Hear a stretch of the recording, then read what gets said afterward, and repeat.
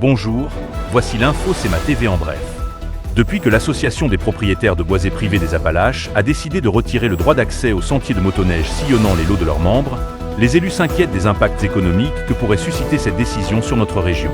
En effet, les préfets des MRC de Montmagny, Lillet et Kamouraska, Frédéric Jean, Normand Caron et Sylvain Roy, souhaitaient exprimer leur inquiétude commune face à la décision de l'Association des propriétaires de boisés privés des Appalaches, en guise de protestation au nouveau règlement de mise en marché adopté par le syndicat des producteurs de bois de la Côte du Sud.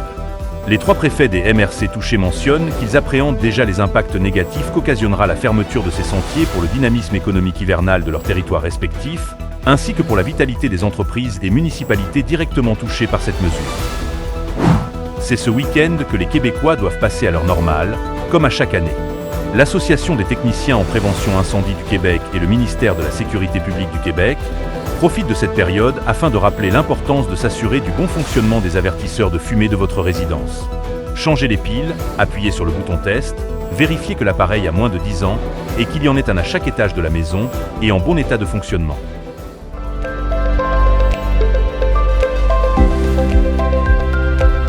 Au Québec, on compte en moyenne plus de 18 000 incendies annuellement. Si un incendie survenait chez toi, tu aurais moins de 3 minutes pour évacuer la maison. L'avertisseur de fumée est le seul moyen d'être avisé à temps. Il doit y en avoir un par étage, y compris le sous-sol, et vérifie leur bon fonctionnement au moins 2 fois par année lors des changements d'heure. N'oublie pas de les remplacer selon la date inscrite sur le boîtier.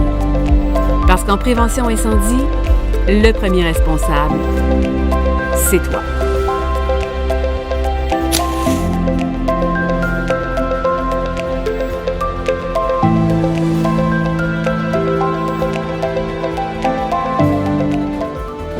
Voici quelques faits divers rapportés par la Sûreté du Québec pour les derniers jours. Tout d'abord, les patrouilleurs de la MRC de Lillet ont effectué plusieurs interventions tout au long des travaux de réfection de la chaussée sur la route 204, entre Sainte-Perpétue et Saint-Pamphile. Au total, sur une période de 24 heures, 21 constats d'infraction ont été émis pour ce chantier, qui s'est terminé le 24 octobre.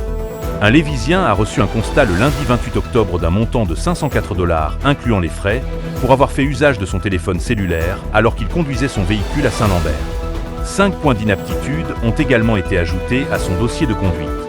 Enfin, le 27 octobre, les patrouilleurs de Bellechasse ont été appelés pour une collision matérielle sur la route 281 Nord, à Arma. Ils y ont procédé à l'arrestation d'un homme de 48 ans, résident de l'endroit, pour avoir conduit son véhicule avec les capacités affaiblies par l'alcool. Au sport, 5 nouveaux intronisés feront leur entrée au Panthéon des sports de Montmagny en raison de leur performance sportive, de leur implication et de leur apport au rayonnement de la ville. Anne-Marie Bergeron, Claude Coulombe, Jean-Claude Croteau, les Sentinelles de Montmagny et le championnat provincial d'athlétisme de 1980 feront maintenant partie du Panthéon des sports Montmagny.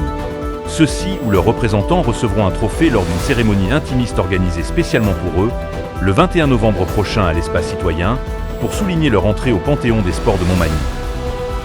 Pour plus d'informations, visitez le cematv.ca ou suivez le fil Twitter X de CEMA TV.